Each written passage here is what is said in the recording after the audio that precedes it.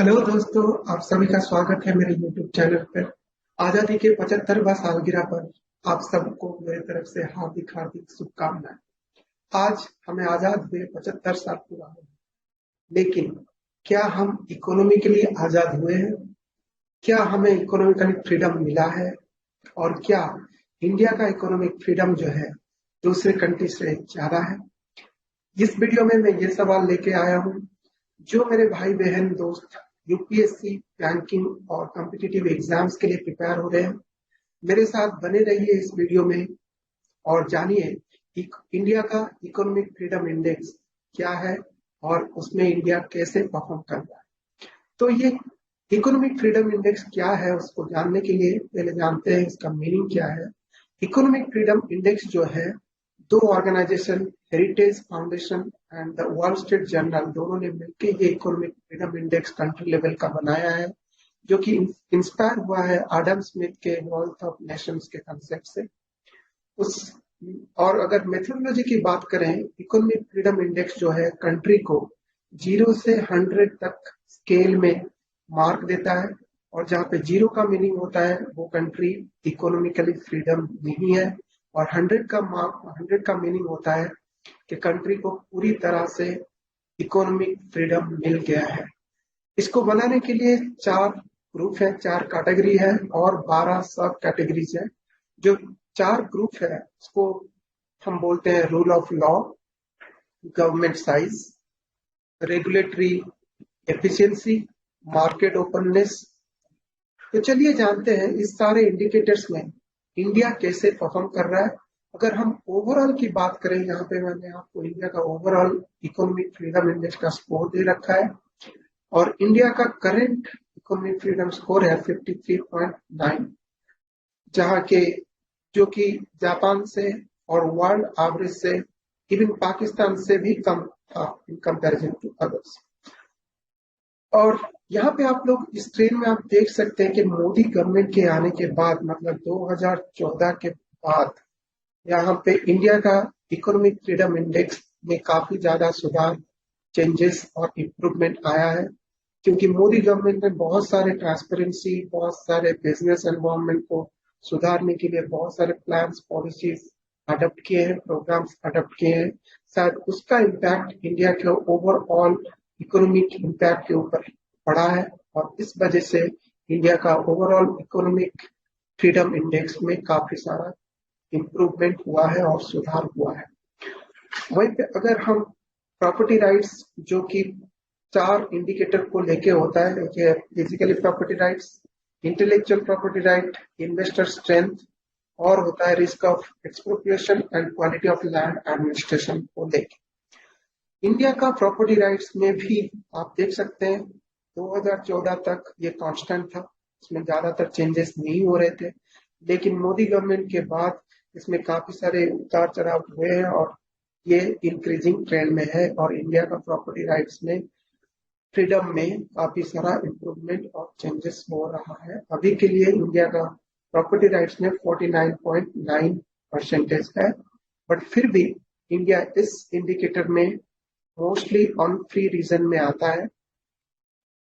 अगर हम बात करें जुडिशियल इफेक्टिवनेस में, जहां जहां पे हमारे पास काफी सारा डेटा नहीं है, डेटा कंस्टेंट है, बट फिर भी 2015-16 से हमारे पास जो डेटा है सारे कंट्रीज के, उसमें से हम देख सकते हैं कि जुडिशियल इफेक्टिवनेस इंडिया का, जो कि पिंक कलर में है यहाँ पे, it has increased, बहुत सारा इम्प्रूवमेंट, सुधार हुआ है जुडिशियल सिस्टम में, जुडिशियल पॉलिसीज में, और केस जो पेंडिंग रहता था अभी ज्यादातर थोड़ा प्रोसेस क्विक हो रहा है। लेकिन कोविड-19 के आने के बाद ये जो प्रोसेस है वो फिर से घट गया है, क्योंकि लॉकडाउन हो गया वहां पे, और कोर्ट्स बंद रहे, कई दिनों तक कोर्ट सब बंद रहे, कोर्ट का प्रोसीजर बंद रहा, और जुडिशियल इफेक्टिवनेस नहीं हो पाया उस वजह से शायद। अगर हम गवर्नमेंट इंटीग्रिटी की बात करें, जो कि बोलता है कि गवर्नमेंट एक पॉलिटिकली करप्ट गवर्नमेंट है, वहां पे ब्रिबेरी, एक्सटॉर्शन, नेपोटिज्म, ग्राफ, ये सब प्रेजेंट है कि नहीं है, और उसको हम मेजर करते हैं public trust on politicians, irregular payment, bribery, transparency, government on policy making, absence of corruption, perception of corruption और सिविल सर्विसेज के बेसिस में हम लोग मेजर करते हैं। और उस इंडेक्स में इंडिया कंटिन्यूअसली, ये जो पिंक लाइन है यहाँ पे आप देख सकते हैं, इंडिया जो है 1995 से लेके आज तक गवर्नमेंट इंटीग्रिटी हमारा इंक्रीज होता रहा है।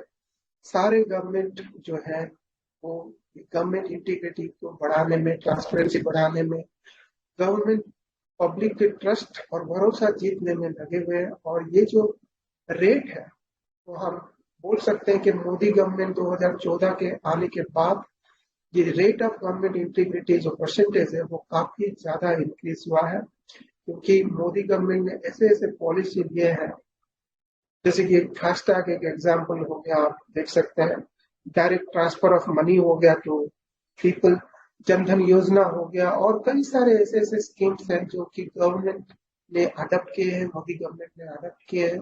और करप्शन प्रैक्टिस को रोकने की कई सारे ट्रांसपेरेंसी मेजर्स भी लिए गए हैं, और उस रीजन की वजह से गवर्नमेंट इंटीग्रिटी जो है इंडिया का बढ़ गया है। बट फिर भी हम लोग अभी तक गवर्नमेंट इंटीग्रिटी में रिप्रेस्ड ग्रुप में है। जो जापान का इंडेक्स है, जापान काफी हद तक मोस्टली फ्री है, लेकिन हम अभी तक रिफ्रेश ग्रुप में है। अभी तक हमें जितना होना चाहिए, इवन वर्ल्ड इंटीग्रिटी इंडेक्स में भी हम लोग अभी जाके क्रॉस किए हैं। यहाँ से देख सकते हैं आप, 2016 के बाद हम लोग क्रॉस किए हैं वर्ल्ड का जो एवरेज है। बट फिर भी हमें बहुत सारे काम करने हैं गवर्नमेंट इंटीग्रिटी को डेवलप करने में, लोगों का भरोसा जीतने में, और करप्ट प्रैक्टिसेस रोकने में, और ट्रांसपेरेंसी मेजर्स लाने में, और बहुत ज्यादा मेहनत, मशक्कत और पॉलिसी लगने वाले हैं। अगर हम टैक्स बर्डन की बात करें, टैक्स बर्डन सेम है। गवर्नमेंट स्पेंडिंग की बात करें, over the last few year जो है गवर्नमेंट स्पेंडिंग अभी स्टैग्नेंट हो चुका है और मोस्टली फ्री है। Economic freedom index government spending में मोस्टली फ्री है। फिजिकल हेल्थ की अगर हम बात करें, यहाँ पे आप देख सकते हैं कि फिजिकल हेल्थ दो मेजर से बना होता है। एक है average deficit as a percentage of GDP, और दूसरा है debt as a percentage of GDP के हमने कितना डेट लेके रखा है हमारे इकोनॉमी में। और हम सबसे लोएस्ट है डेट में, अगर हम बात करें, जो कि एक अच्छा इंडिकेटर है, अच्छा संकेत है हमारे लिए कि हमने ज्यादातर डेट बाहर कंट्री से नहीं लिया है। It is a good sign for us and it is a good practice for us also. हमारे लिए अच्छा एक प्रैक्टिस है गवर्नमेंट के लिए। जितना ज्यादा आप डेट लेंगे उतना ज्यादा ही आपको फ्यूचर में प्रॉब्लम्स हो सकते हैं, और आप शायद आप मतलब एक गवर्नमेंट और एक कंट्री इंसॉल्वेंट हो सकता है, जैसे कि श्रीलंका में हुआ। तो ये सिचुएशन बहुत अच्छा है इंडिया का। बिजनेस फ्रीडम की अगर हम बात करें, इस एरिया में मोदी गवर्नमेंट ने बहुत ही अच्छा काम किया है। और आप देख सकते हैं यहाँ पे कि बिजनेस फ्रीडम इंडेक्स जो कि 2014 में 40 के नीचे था, वही 2021 में आके अराउंड 80 के करीब हो गया था, और मोस्टली फ्री हो गया था इंडिया का। ये पिंक लाइन आप देखिए।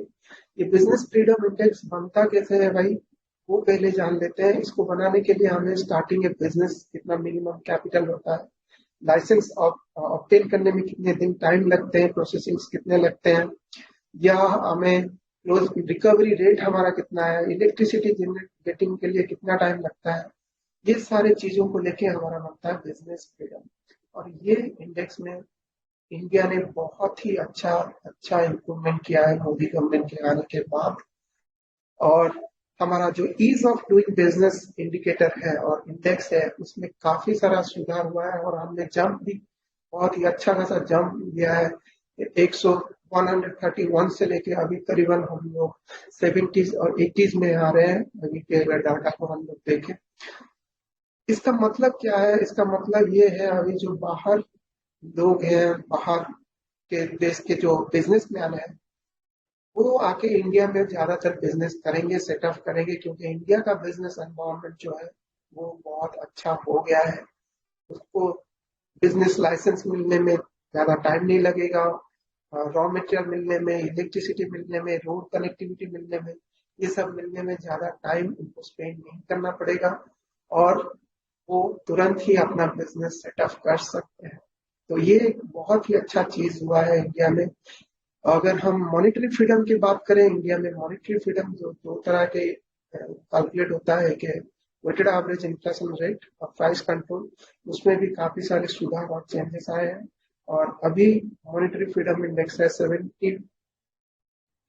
ट्रेड ट्रेड फ्रीडम, ट्रेड में काफी सारे इम्प्रूवमेंट हम लोग देख सकते हैं यहाँ पे 2006 से लेके। ये नहीं कि मोदी गवर्नमेंट ने बस ये किया है, नहीं, 2006 से लेके हमारा जो ट्रेड फ्रीडम है, ट्रेड ओपननेस है, हम जब ट्रेड करते हैं बाहर लोगों के साथ, वो काफी बढ़ गया है। दूसरे दूसरे कंट्री में इंपोर्ट एक्सपोर्ट का ट्रांजैक्शन हमारे बढ़ गए हैं। और हमारा ट्रेड ओपननेस और ट्रेड फ्रीडम का स्कोर जो है, उसमें काफी सारा सुधार और चेंजेस और इम्प्रूवमेंट आए हैं, आप देख सकते हो। क्यों आए हैं ये एक अलग क्वेश्चन है, अलग सवाल है इस सब पे, जिसको और रिसर्च करना पड़ेगा। बट अभी के लिए हम लोग जानते हैं बस कि ट्रेंड क्या है। इन्वेस्टमेंट फ्रीडम, ये एक रीजन है जो कि कंसर्न है इंडिया के लिए। इंडिया में ज्यादातर लोग जो है इतना इन्वेस्ट नहीं करते। अपना जो मनी है वो ज्यादातर सेव करके रखते हैं बैंक्स में, और स्टॉक मार्केट में हो गया या किसी और फाइनेंशियल एसेट्स में इतना ज्यादा इन्वेस्टमेंट नहीं करते हैं। अगर हम वही पाकिस्तान की बात करें, पाकिस्तान का ये जो स्कोर है हमसे कहीं ज्यादा बेहतर है। जापान का भी स्कोर सबसे आगे है, और वर्ल्ड एवरेज जो है हम लोग उससे कई नीचे है। इसका मतलब ये है कि इंडियन पीपल जो है उनको इन्वेस्टमेंट के ऊपर ध्यान देना होगा। अपना फाइनेंशियल एसेट्स और अपना पैसा जो है बस सेव ना करके डिफरेंट डिफरेंट फाइनेंशियल एसेट्स, जैसे कि स्टॉक हो गया, बॉन्ड हो गया, आपका अभी अभी नया क्रिप्टो करेंसी भी आया है, उसमें भी इन्वेस्ट कर सकते हैं, लेकिन रिस्क को मद्देनजर रखते हुए। तो इंडियंस को इन्वेस्ट करना होगा, जुड़ना होगा स्टॉक मार्केट के साथ, और इन्वेस्टमेंट पोजीशन अब खुद का और कंट्री का सुधारना होगा।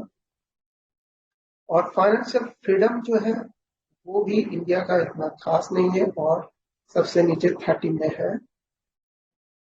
तो इस सब से हम तो ये था आज का ज्ञान, ये था आज का सेशन, जो कि था economic freedom index of India का। आशा करते हैं ये इंफॉर्मेशन आपको पसंद आया होगा। अगर ये इंफॉर्मेशन आपको पसंद आया है तो प्लीज लाइक करिए, शेयर करिए, कमेंट करिए, और क्या आपको जानना है। और प्लीज प्लीज प्लीज मेरे चैनल को सब्सक्राइब करिए और शेयर करिए अपने दोस्तों के साथ।